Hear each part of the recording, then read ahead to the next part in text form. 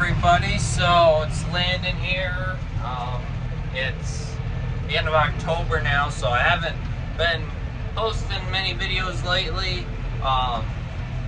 School got started, had soccer for the longest time too, for 2-3 months. That's been done for a couple weeks now, and now we've been really busy with harvest. And just yesterday we started combining the corn. All the soybeans got done over the last 2 weeks, but I have a couple clips from here and there from over the past couple months that I'm gonna throw in here, make a little video for you guys. So what I was just doing here was mowing the corn stalks in this field. So we just run the disc bind over the corn stalks here. We don't bale them up. Mowing them leaves them right on the ground, chops them up pretty good, and by the next spring they decompose quite a bit and makes planting a lot nicer. You're not planting through as much residue. It's not as hard on the tires and all the equipment. So yeah, we like to do that. So I've had somebody asking me lately what the sugar bush, maple trees, all that looks like in the summertime. So right here you can see this little blue pipe right there. This is one of the collection spots we have for this one line. This field goes a ways out through there, and then we have a little road that goes up through here, and from that road down to the field, that's one of the lines that comes out here. This is one of the 2 lines that we collect up here on top of the hill. So on that other side of the road that goes up on top of the hill there, this line goes up through there and catches a lot of the trees up in that area, comes down and loops around that tree there, heads down the hill just a little bit, and we have another line right there that heads all the way down to the bottom of the hill. So this line goes there, and we have another one that snakes up through there, and they come to the point there and go down. But so all these trees from like here over and from this side of the road down are collected at the bottom of the hill. So there's a good portion of trees here. And then on this side of the road here, this is a shorter line. The main line starts down here just a little ways, but this is the second one that gets collected on the hill. Right here, this main line starts the big blue stuff. So yeah, most of it gets collected at the bottom of the hill, the sap. So yeah, that's kind of what the maple trees and the lines and everything looks like in the summertime. So for any of you that are new to the channel here, in the springtime, around March, we make maple syrup here on the farm. So I have a couple videos back that earlier on of us making syrup this spring. So around December, January time, start preparing for your next year's season in 2025. So yeah, a lot of you guys like to purchase the syrup too, because it's really good stuff. Real pure maple syrup right from our farm.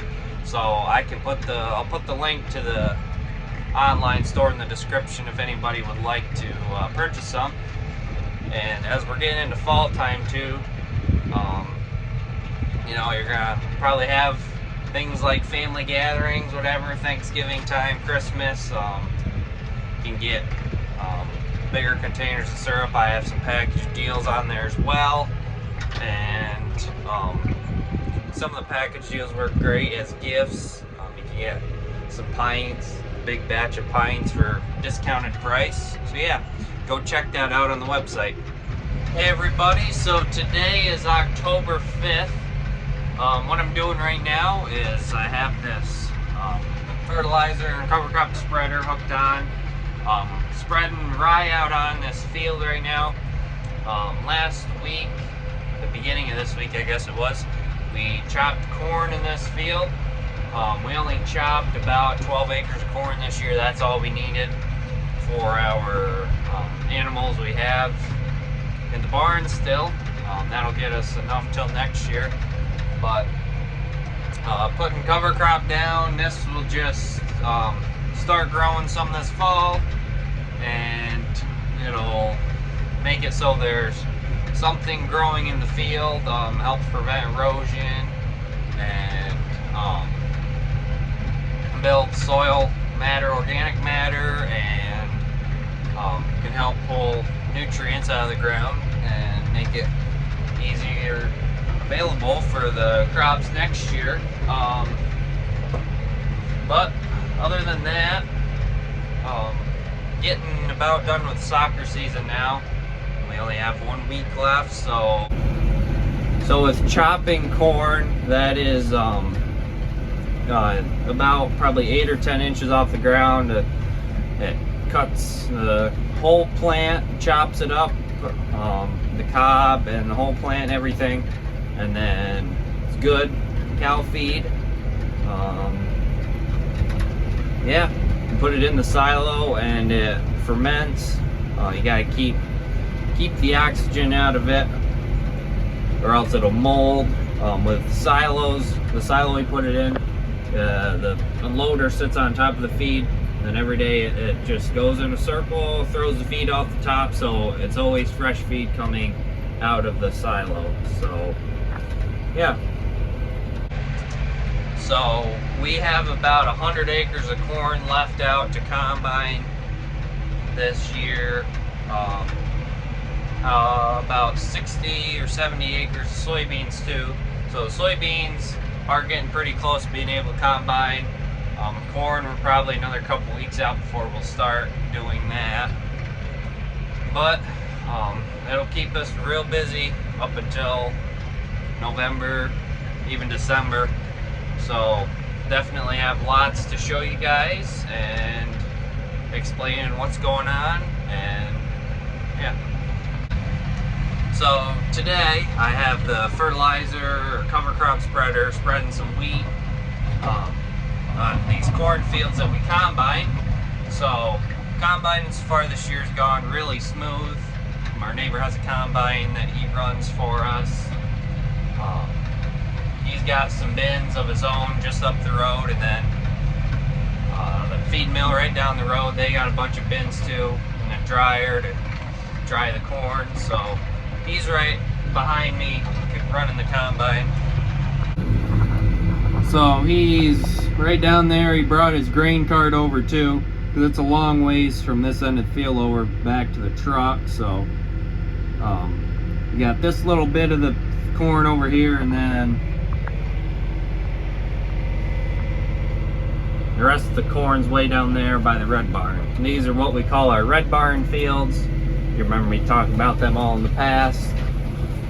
So yeah, all this was corn this year, all combined corn. Next year we're gonna have all soybeans down here.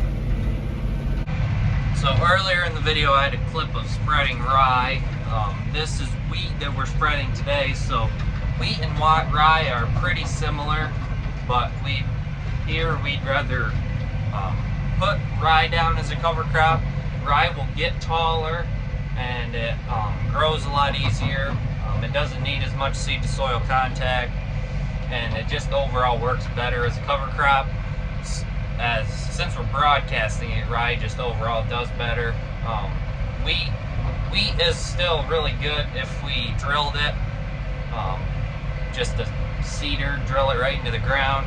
We have done that before, but our drill is getting in pretty bad shape, so we don't use it very much.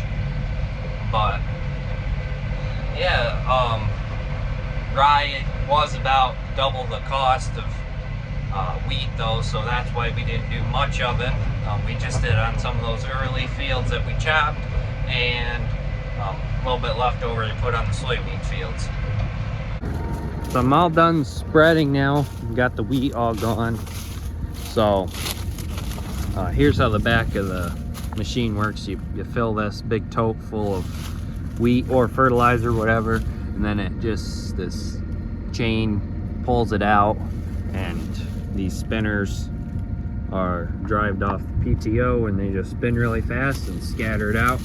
So what I gotta do now is pull this out and put this chain back in here. So this is ground driven, the chain is, so I'm pulling this out a gear so when you go down the road it's not driving the chain and all that. So well, the other thing I can do too is pull this rope. This engages it too, so it doesn't always run. But yep, all the cover crops done.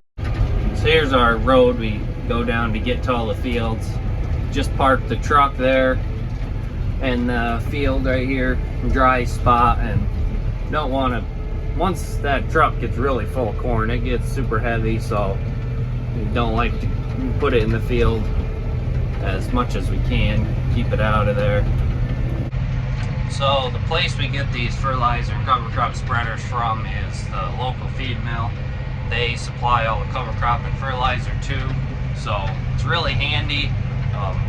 Driving right by it on my way back, so I'll just drop it off my way back through, and yeah, makes it really easy with having something like that, supplier like that close by.